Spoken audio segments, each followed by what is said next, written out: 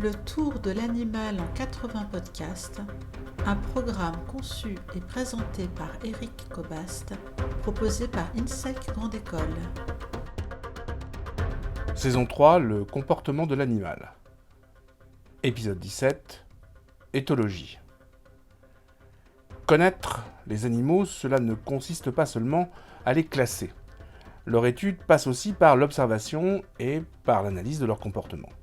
Alors par comportement, il faut entendre l'ensemble des réactions adoptées par une espèce dans son environnement face à une situation donnée.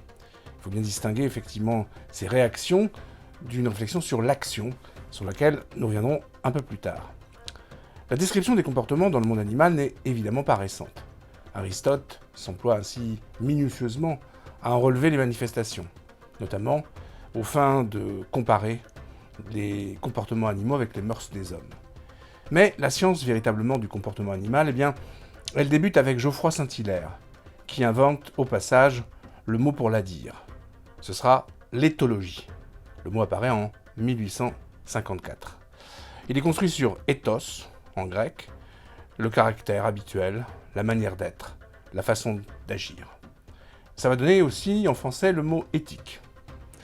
L'éthologie intègre évidemment au nombre de ces objets d'étude, l'homme, un animal comme les autres. Elle va donc s'efforcer de faire la part entre des comportements innés, des comportements acquis, imposés par la nécessité de s'adapter. Elle va observer l'animal dans son milieu ou bien créer en laboratoire des expériences aux fins de mieux cerner les réactions naturelles de telle ou telle espèce et peut-être de comprendre également les réactions de l'espèce humaine.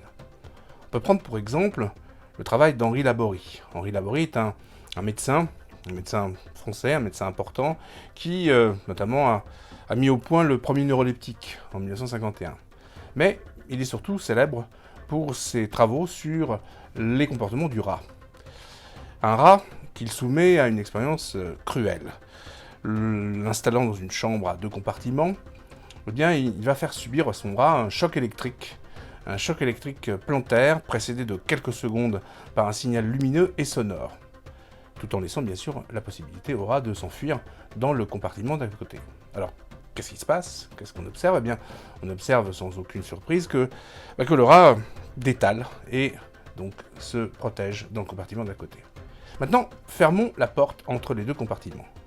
Le rat va subir le choc électrique, bien évidemment, sans pouvoir s'enfuir dans le 2e compartiment. Il va alors se figer. Il va se figer dans un comportement que Laborie appelle un comportement d'inhibition motrice. Alors, maintenant, si on développe l'expérience régulièrement, 7 minutes par jour pendant une semaine, on va constater que ce rat va faire de l'hypertension artérielle. Il va même contracter des ulcères. Laborie parle d'une somatisation du corps causée par le stress. La mémoire qui dit au rat qu'il ne peut rien faire pour éviter le choc, c'est cette mémoire-là qui va créer la somatisation. Alors, avec 2 rats dans la boîte, on va recommencer l'expérience des chocs électriques. Et que se passera-t-il? Dans ces cas-là, les rats vont se mettre à se battre lorsqu'ils vont recevoir des chocs. Le résultat va être saisissant. En combattant, ils seront préservés de l'hypertension artérielle. Aucune hypertension n'est alors mesurée. Laborie explique alors que les rats ont chacun extériorisé leur agressivité par une action sur l'autre. Et cela a empêché la somatisation. Face à une agression, les individus pensent d'abord à fuir. S'ils ne le peuvent pas, ils déversent leur agressivité sur autrui.